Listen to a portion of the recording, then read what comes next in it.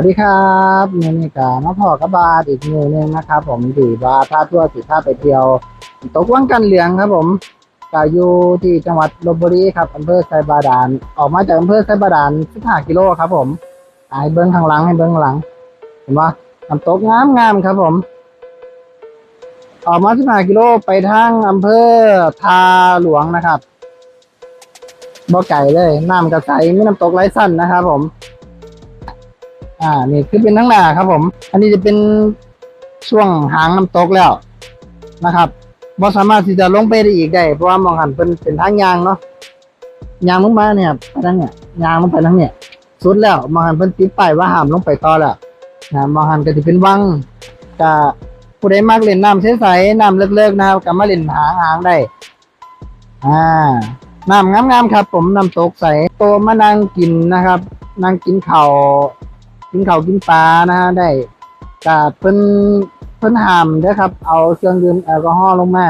เพราะฉะนั้นก็ฝากนะครับสำหรับนักท่องเที่ยวที่มาเที่ยวก็ฝากเก็บขยะกลับขึ้นไปพร้อมนะครับของตัวเองที่เอาลงมาหรือผู้ใดที่บ่ทันมีหม่องท่องเที่ยวกับปักหมุดได้เลยครับผมสำหรับน้ำตกวังกันเหลืองครับนี่บรรยากาศข้างหลังผมเนาะน้ำงามครับผมผู้ใดที่บ่ทันมีหม่องท่องเที่ยวกับปักหมุดได้เลยครับสำหรับน้ำตกวังกันเหลืองหม่องนี้นะครับผมช่วงนี้เป็นช่วงปลายเดือนพฤศจิกายนกับน้ำหลายน้ำใสพร้อมนะครับผมผู้ใดที่บ่ทันมีหม่องท่องเที่ยวในน้ำอีกหนึ่งที่นะครับผมน้ำตกวังกันเหลืองหม่องนี้มาเที่ยวกันได้ครับเดี๋ยวอาจจะเก็บอินเสิร์ตไปฝากพ่อแม่พี่น้องหลายๆคนนะอยากขอโตไปเที่ยวไปยางเบิ่งกันนะครับ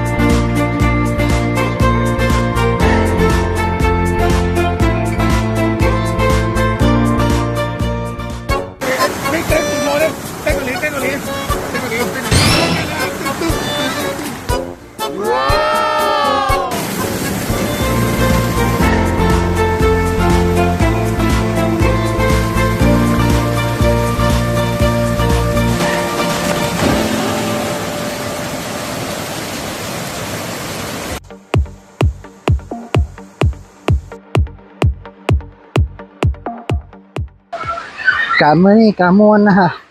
ม่วนหลายๆนะครับพี่น้องอากาศสิกลับแล้วจังไดก็ฝากไว้แน่เด้อครับสำหรับ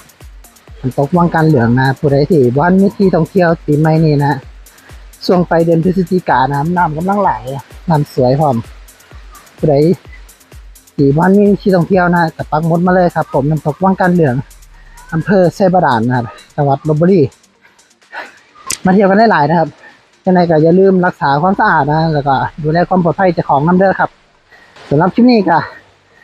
ขอจบคลิปจากลากันไปก่อนนะครับไว้พบกันไหมครับสำหรับคลิปหน้านะครับผมสำหรับคลิปนี้บ๊ายบายไปก่อนครับ